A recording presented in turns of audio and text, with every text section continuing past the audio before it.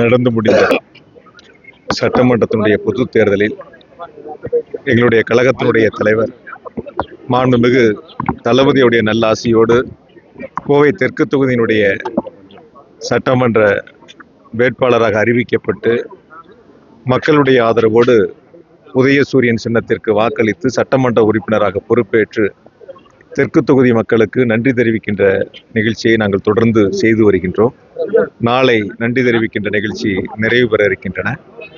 மக்கள் பணியாற்றக்கூடிய வாய்ப்பை தந்த தெற்கு தொகுதியினுடைய வாக்காளர் பெருமக்களுக்கு என்னுடைய அன்பு கலந்த நன்றியை இந்த நேரத்தில் பணிவன்போடு வாக்களித்த மக்களை சந்தித்து தெரிவித்து வருகின்றோம். ஆனா தாவேகா ஆட்சி அமைஞ்சிருச்சு. இப்போ முதலமைச்சர் வந்து பேசும்போது திமுக மீது குற்றச்சாட்டு வச்சு பேசுறாரு. அது எப்படி பார்க்க வேண்டியது?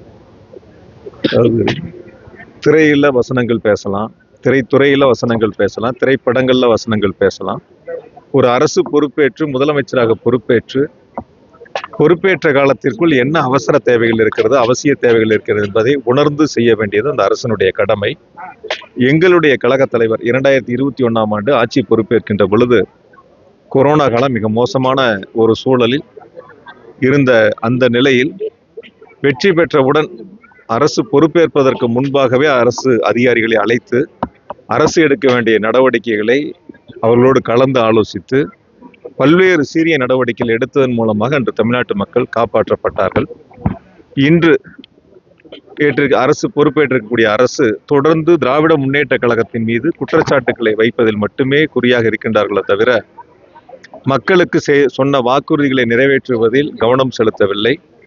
அந்தந்த துறைகளுடைய அமைச்சர்கள் துறையினுடைய ஆய்வுக் கூட்டங்களை நடத்தி அந்த துறையை எப்படி எடுத்து செல்லலாம் என்பதில் கவனம் செலுத்தவில்லை. அதற்கு மாறாக முதலமைச்சர் உட்பட திராவிட முன்னேற்ற கழகத்தின் மீது குற்றச்சாட்டுக்களை சுமத்துவதில் மட்டும் குறியாக இருந்து கொண்டிருக்கின்றார்கள். திராவிட மாடல் அரசு எங்களுடைய கழக தலைவர் மாண்புமிகு தளபதி அவர்கள் தமிழ்நாட்டு மக்களுக்கு வழங்கிய வரலாற்று சிறப்புமிக்க திட்டங்கள் மக்கள் இன்றும் நினைவில் வைத்திருக்கின்றார்கள். என்றும் அதை நினைவில் வைத்து எங்களுடைய கழக தலைவருக்கு தொடர்ந்து ஆதரவை வழங்குவதற்கு மக்கள் தயாராகத்தான் இருக்கின்றார்கள். எனவே இந்த அரசை பொறுத்த வரைக்கும், இந்த புதிய அரசை பொறுத்த வரைக்கும் குறைகளை சொல்லுவதை விட்டுவிட்டு மக்களிடத்தில் செய்ய வேண்டிய திட்டங்களை முன்னெடுப்பது, அவர்களுக்கு இந்த நேரத்தில் அவர்கள் செய்ய வேண்டிய அந்த பணிகளை மறந்து வசனங்களை பேசி கொண்டிருக்கிறாங்க. திருச்சியில கூட பொதுக்கூட்டங்கள்ல நன்றி அறிவிப்பு கூட்டம்னு சொல்லிட்டு திமுக குறை சொல்றதை தான் குறியா வச்சிருக்காங்களே தவிர செய்ய வேண்டிய நடவடிக்கைகளை, அவங்க எடுக்க வேண்டிய முன்னெடுப்புகளை, தேர்தல் வாக்குறுதிகளை பற்றி செய்வதற்கு எங்களுடைய துணை பொதுச் செயலர் நேற்று ராஜா எம்பி வந்து மிக தெளிவான ஒரு பிரஸ் மீட் கொடுத்திருந்தாங்க. 2025லயே ரிசர்வ் பேங்குடைய அந்த வழிகாட்டுதல் வந்துருச்சு. எப்படி விவசாய கடன்களுடைய தள்ளுபடி அப்படிங்கிற வழிகாட்டு நெறிமுறைகள்லாம் வந்திருக்கு. இதெல்லாம் தெரியாம அப்பொழுது தேர்தல் வாக்குறுதி கொடுத்தாங்களா, அல்லது தெரிஞ்சே மக்களை ஏமாற்றுவதற்கான தேர்தல் வாக்குறுதி கொடுத்தாங்களா? உங்க மூலியமா இந்த புதிய அரசுக்கு, தாவேகா அரசுக்கு நான் சொல்றது என்னன்னா, ஒரு 14 லட்சம் பேர் விவசாய கடன்ல பயனடைஞ்சிருக்காங்க அப்படின்னு சொன்னா 50,000க்கு கீழே வாங்கினவங்களுக்கு மட்டும்தான் முழுமையான தள்ளுபடி அப்படின்னா, நீங்க தேர்தல் வாக்குறுதி என்ன சொன்னீங்க? தேர்தல் வாக்குறுதி என்ன சொல்லியிருந்தீங்க? அதாவது 5 ஏக்கருக்கு கீழே இருக்கிற அனைத்து விவசாயிகளுக்கும் தள்ளுபடி, அதுக்கு மேல இருக்கிறவங்களுக்கு 50% தள்ளுபடின்னு சொன்னீங்க. இப்ப தள்ளுபடியிலையாவது நீங்க என்ன சொல்லணும்? 50,000 பேர் இவ்வளவு பேர் பயனடைஞ்சாங்க, 50,000 தள்ளுபடியில இவ்வளவு பேர் பயனடைஞ்சாங்க, 60,000 வரைக்கும் இவ்வளவு பேர் பயனடைஞ்சாங்க, 1 லட்சத்துக்கு மேல பயனடைஞ்சவங்க இவ்வளவு பேருங்கிற அந்த எண்ணிக்கையை சொல்லாம பொதுவாக 14 லட்சம் பேர் 2044 கோடி இதன் மூலமா தள்ளுபடி செய்யப்பட்டுங்கிற கருத்தை சொல்றாங்க. ஒரு வெளிப்படைத்தன்மையோட ஒரு அரசு நடத்தணும், அதை மறந்துட்டாங்க. அது அப்படி ஒரு அரசாங்கம் இனி வருமானு நடத்துவாங்களான்னு மக்கள் அந்த நம்பிக்கை இழந்துட்டாங்க. ஏத்துக்க முடியல, அதனால எல்லா இடங்கள்லயும் முன்னாள் முதல்வர் இவங்க புலம்பிக்கிட்டே இருக்கிறாங்க அப்படின்னு சொல்லிட்டு தற்போதைய முதல்வர் ஒரு விமர்சனம் வச்சிருக்காரு. அதாவது சார், ஒரு அரசு செய்ய வேண்டிய கடமையிலிருந்து தவறுகின்ற பொழுது அதை சுட்டி காட்டுவது எதிர்கட்சியினுடைய கடமை. வேடிக்கை பார்க்கறதல்ல எதிர்கட்சி. எதிர்கட்சியை பொறுத்தவரை, திமுகவை பொறுத்தவரை எங்களுடைய எதிர்கட்சி தலைவராக பொறுப்பேற்றிருக்கின்ற இளைஞரனுடைய செயலாளர் போற்றுதலுக்குரிய அண்ணன் உதயநிதி அவர்கள் சட்டமன்றத்தில் மிக தெளிவா சொன்னாங்க. எல்லாத்துக்கும் கால நேரங்கள் கேட்கறீங்க, ரொம்ப காலங்கள் எடுத்துக்காதீங்க, வாக்குறுதிகள் நிறைவேற்றுங்கன்னு சொன்னாங்க.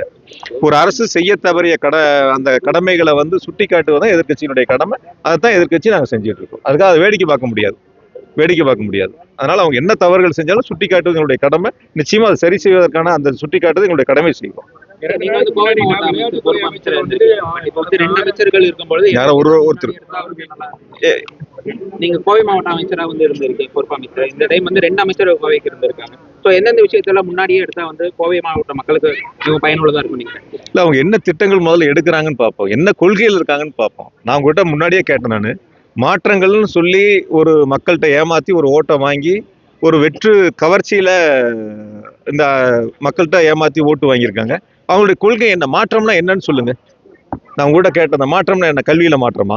கல்வியில தமிழ்நாடு இந்தியாவில் முதலிடம். மருத்துவத்தில் மாற்றமா? மருத்துவத்திலேயே இந்தியாவில் தமிழ்நாடு முதலிடம். தொழில்துறையில மாற்றமா? தொழில்துறையிலே இந்தியாவிலேயே தமிழ்நாடு தான் இரட்டை இலக்க பொருளாதார வளர்ச்சி எட்டி இருக்கு. இது எல்லாம் உருவாக்குனது எங்களுடைய கழக தலைவர் முதலமைச்சராக இருந்து தமிழ்நாட்டை முதல் மாநிலமா உயர்த்தியிருக்காங்க. இப்போ மாற்றம்னா எதுல மாற்றம்? கல்வியில மாற்றமா? மருத்துவத்துல மாற்றமா? தொழில்துறையில மாற்றமா? வேற என்ன நிர்வாகத்துல மாற்றமா? என்ன மாற்றம்? இப்போ நீங்க வந்து மகளிர் பாதுகாப்புக்கு ஒரு படை அமைக்கிறோம்னு சொன்னீங்க. 2 தரம் 3 முறை தள்ளி போட்டிருக்கிறீங்க. இப்போ தொடர்ந்து நீங்க எல்லாம் பார்த்துக்கிட்டு தான் இருக்கீங்க. சூலூர்ல கூட நடந்த சம்பவங்களை நீங்க கண் கூட நேரில் போய் பார்த்தீங்க. உங்களுக்கு எல்லாத்துக்கும் தெரியும். இந்த அரசு என்னென்னலாம் நடவடிக்கை எடுக்குது, இதெல்லாம் 6 மாசம் பொறுத்து இருக்கணுமான்னு கேட்கிறேன் நான். இது மாதிரி சட்ட ஒழுங்கு பிரச்சனை எல்லாம் வந்து செய்ய வேண்டியது 6 மாசம் பொறுத்து இருக்கணுமான்னு கேட்கிறேன் நான். இப்போ தொடர்ந்து எங்களுடைய கழக தலைவருடைய ஆட்சியில எந்த இடங்கள்லயும் ஒரு மின்வெட்டு இல்லாத ஒரு மாநிலமாக, மின்தடை இல்லாத ஒரு மாநிலமாக சிறப்பான ஒரு நிர்வாகத்தை கொடுத்தாங்க. இப்போ நீங்க தொடர்ந்து பாக்குறீங்க, பல்வேறு இடங்கள்ல போராட்டங்கள் நடக்குது. மின்சார தடையினால, மின்வெட்டுனால போராட்டங்கள் நடக்குது. அப்ப அந்த துறையினுடைய அமைச்சர் என்ன பண்ணணும்? ஒரு ஆய்வு கூட்டத்தை நடத்தணும். அரசு அதிகாரிகளை வச்சு, மின்துறையினுடைய அதிகாரிகளை வச்சு ஒரு ஆய்வு கூட்டங்கள் நடத்தணும். நீங்க சொல்லக்கூடிய அந்த விளையாட்டுத்துறை அமைச்சர் புதுசா வந்து மின்னகத்தை 2021 எங்களுடைய கழக தலைவர் முதலமைச்சராக இருந்து தொடங்கி வச்சுட்டாங்க. அதை புதுசா அறிவிக்கிற மாதிரி அந்த நம்பரை வெளியில சொல்றாங்க. இப்பதான் ஏதோ தொடங்குற மாதிரி சொல்றாங்க. ஆக துறை பொறுப்பேற்றவங்க அவங்க அந்த துறையை பற்றி முழுமையா தெரிஞ்சுக்கிறதுக்கு அரசு அதிகாரிகளை வச்சு, அந்த துறையினுடைய அதிகாரிகளை வச்சு ஆய்வு கூட்டங்களை நடத்தி அதை சரி செய்வதற்கான முயற்சிகள் எடுக்கணும். அதை விட்டுட்டு நாங்க பொறுப்பெடுக்கும் போதே மின்சாரத்துறை 1.5 லட்சம் கோடி கடன். நான் அது சட்டசபையிலே சொன்னேன். ஒரு வருஷம் 15,000 கோடி வட்டி கட்டுறாரு. 5 வருஷம் வட்டி எவ்வளவு ஆச்சு? 5 வருஷத்துக்கு 15,000 கோடி வச்சீங்கன்னா 5 வருஷத்துக்கு 75,000 கோடி வட்டியே ஆச்சு. இப்போ 2 லட்சம் கோடி கடன்ங்கிறாரு. 1.5 லட்சம் கோடி நாங்க வரும்போதே கடன் இருந்துச்சு. 1,55,000 கோடி அப்பயே கடன் இருந்துச்சு. அதுக்கப்புறம் வட்டியை கணக்கு போடுங்க. இந்த மாதிரி வெறும் வசனங்கள் பேசுறதை விட்டுட்டு, வெறும் கருத்துக்களை பேசுறதை விட்டுட்டு துறையையும் அரசையும் நல்ல முறையில் எடுத்துட்டு போகணும். அதை எடுப்பதற்கு அவங்க அந்த முயற்சி எடுக்கல. விளையாட்டுத்துறை அமைச்சர்னா முந்தானேத்து கோயம்புத்தூர்ல ஆய்வு பண்றப்போ கடந்த திமுக ஆட்சியில், அதாவது 6 ஆண்டு காலத்துல அதிகமா போதை பழக்கங்கள் இருக்கு, அதை கட்டுப்படுத்துவதற்கான முயற்சி எடுப்போம் அப்படிங்கிற மாதிரி மறைமுகமா வந்துட்டு திமுக தாண்டி. அதாவது சார், எந்தெந்த மாநிலங்கள்ல போதைப் பொருட்கள் கைப்பற்றப்படுகிறது, அந்த போதைப் பொருட்கள் எந்தெந்த மாநிலங்கள் வழியாக இந்தியாவுக்குள்ள வருது, அது அங்கிருந்து தமிழ்நாட்டுக்குள்ள வருது, எத்தனை வழக்குகள் வந்து பதிவு செய்யப்பட்டது, பல முறை சட்டமன்றத்துல எங்களுடைய கழக தலைவர் முதலமைச்சராக இருந்து அதற்கான பதிலை கொடுத்திருக்காங்க. இப்ப இந்த அரசு என்ன பண்ணணும்? பொறுப்பேற்று இப்ப நாளையோட ஒரு மாச கால ரிசல்ட் வந்து ஆக போகுது. இப்ப அவங்க அதுக்கான முயற்சி என்ன எடுத்திருக்காங்க சொல்லுங்க. நீங்க அவங்க என்னுடைய முயற்சி என்ன நடந்திருக்கு? எந்த இடங்களும் அவங்களுடைய முயற்சி இதுக்காக எடுத்திருக்காங்க? அதை நீங்க வந்து அவங்கள்ட்ட திருப்பி அந்த ஒரு கேள்வியை கேட்டிருக்கணும். எந்த இடங்களில் நீங்க என்ன முயற்சி எடுத்திருக்கீங்க, எவ்வளவு கட்டுப்படுத்தி இருக்கிறீங்க, உங்களால என்ன செய்ய முடியும் அப்படின்ட்டு. அதுதான் திருச்சியில பேசும்போது சொல்றேன், ஒரே நாள்ல எல்லாத்தையும் மாத்திர முடியாது அப்படின்னு சொல்லிட்டு. ஒரே நாள்ல நான் கூட ரொம்ப தெளிவா ஒண்ணு கேட்கிறேன். அதாவது எவ்வளவெல்லாம் ஒரு மட்ட ரகமா, கீழ்த்தரமா, மிக மோசமா பேச முடியுமோ அப்படியெல்லாம் பேசுவேன். கரூருக்கு வந்து பேசுறதை விட்டுட்டு ஒரு பாட்டை பாடி எவ்வளவு மோசமா அந்த நிகழ்ச்சியில பாடுனாங்கன்னு உங்களுக்கு தெரியும். நான் அப்ப பல விளக்கங்கள் சொன்னோம், சட்டமன்றத்திலையும் சொன்ன விளக்கங்கள். அதையெல்லாம் இப்ப வந்து ஏத்துக்காதவங்க, சில பேர் புரிஞ்சு கொள்ளாதவங்க இப்ப இந்த ஒரு மாசத்துல நடக்கிறத கண்கூட சோசியல் மீடியால போறது, அந்த துறையினுடைய அமைச்சர் சொல்லக்கூடிய பதில், அதுல பணிபுரியக்கூடியவங்க சொல்லக்கூடிய பதில், டாஸ்மாக் நிர்வாகத்தை நீங்க எல்லாம் பார்த்துக்கிட்டு தான் இருக்கீங்க. இப்ப என்ன அவங்க கட்டுப்படுத்திட்டாங்க சொல்லுங்க பார்க்கலாம். என்ன கட்டுப்படுத்திட்டாங்க? நாங்க சொன்ன இவ்வளவு பேருக்கு மேல நடவடிக்கை எடுத்தோம், இவ்வளவு பேருக்கு மேல ஃபைன் போட்டிருக்கிறோம், இந்த ஃபைன்லாம் நான் கலெக்ட் பண்ணியிருக்கிறோம்னு இதெல்லாம் சொன்னோம். நாங்க அப்பையெல்லாம் வந்து வெறும் வாக்குகளை வாங்க வேண்டும், அரசின் மீது குற்றச்சாட்டுகளை சொல்லணுங்கிறதுக்காக ஒரு அவதூறான கருத்துக்கள், தவறான கருத்துக்களை முன்மொழிஞ்சாங்க. மேடையில ஏறி, வண்டி மேல ஏறி பாட்டெல்லாம் பாடுனாங்க. இப்ப என்ன நின்று போச்சான்னு கேட்கறேன். அதுக்கு விளக்கம் தான் கொடுக்குறாரு அந்த துறையினுடைய அமைச்சர். துறை அமைச்சர் விளக்கம் தானே கொடுக்குறாரு. அப்ப நாங்க சொல்லும் போது ஒரு கருத்தும், அவங்க சொல்லும் போது ஒரு கருத்தான்னு கேட்கறேன் நான். அதான் பல பேர் சோசியல் மீடியால கேட்கறாங்க. அப்ப நீங்க பாட்டு பாடுனீங்களே, இப்ப நீங்க என்ன பதில் சொல்ல போறீங்கன்னு கேட்கறாங்க. அதான் நீங்க நடந்துகிட்டு இருக்கு. அதாவது வந்து ஒரு தேர்தல் வாக்குறுதி கொடுப்பதற்கு முன்பாக எதை செய்ய முடியும் அப்படின்னு பார்த்து யோசிச்சு வாக்குறுதி கொடுத்துருக்கணும். அப்படி யோசிக்காம வாக்குறுதிகளை கொடுத்துருக்காங்க. நிறைவேற்றும் போது கூட அதை முழுமையா நிறைவேற்றுவதற்கான முயற்சிகள் எடுத்திருக்கணும். அதையும் முழுமையா நிறைவேற்றுவதற்கான முயற்சிகள் எடுக்காத ஒரு அரசாக இருக்கு. என்னை பொறுத்த வரைக்கும் ரீல்ஸ் ஆட்சி இது. இந்த அரசு தாவேக அரசு ரீல்ஸ் ஆட்சி. இன்னமும் அந்த ரீல்ஸ் மோகத்துல தான் அமைச்சர்கள் இருக்காங்க, அரசும் இருக்கு. உண்மையான மக்களுக்கான ரியல் ஆட்சியா இது வரைக்கும் அவங்க அந்த பணிகளை தொடங்கல, இனியும் தொடங்குவாங்கிற நம்பிக்கை மக்களுக்கு இல்லை. அண்ணாமலை புதிய கட்சி ஆரம்பிக்கிறதா தகவல் வருது. அப்படி வரும்பொழுது எனக்கு அப்படி ஒரு தகவல் தெரியல. ஆரம்பிச்சா பேசுவோம், ஆரம்பிச்சா அப்படி பேசுவோம். கட்சி நிர்வாகிகள் முதலீடுகளை ஈர்க்கிறதுக்கு வந்து முதலீட்டாளர் மாநாடு வெளிநாட்டு பயணம் போயிட்டு வந்திருந்தீங்க. பட் இந்த ஆட்சி பொறுத்த வரைக்கும் தொழில்துறை அமைச்சர் வந்து ரீல்ஸ் போட்டு முதலீட்டாளர்களை கூப்பிடுறாங்க. எப்படி பாக்குறீங்க? கொஞ்ச நாள் போட்டு சார் பார்ப்போம் எவ்வளவு முதலீடுகளை ஈர்க்கிறாங்க, அந்த ரீல்ஸ் மூலியமா எவ்வளவு முதலீடுகள் ஒப்பந்தங்கள் கையெழுத்தாகுது, எவ்வளவு பேருக்கு வேலை வாய்ப்புகள் வருது, எத்தனாயிரம் கோடி தமிழ்நாட்டில் கொண்டு வந்து முதலீடு செய்யறாங்கிறத அந்த ரீல்ஸ் மூலியமா எவ்வளவு வந்திருக்குன்னு பொறுத்திருந்து பார்ப்போம். நன்றி. முந்தானேத்து வந்து மாவட்ட ஆட்சியர்கள் கூட்டத்துல வந்து பாத்தீங்கன்னா வந்து 1 மாத காலம் தான் இருக்கு, எனக்கு இந்த துறையை பத்தி முழுமையா தெரியாது. இந்த ஜூன் மாத இறுதிக்குள் அனைத்தும் சரி செய்யப்பட்டு இது ஒண்ணு கடந்த ஆட்சியில் நடந்தது போல எந்த தவறும் நடக்காது, அதை நான் முழுமையாக சரி செய்வேன்னு உத்தரவாக கொடுத்துருக்கேன். 1 மாசம் பொறுத்திருந்து பார்ப்போம்.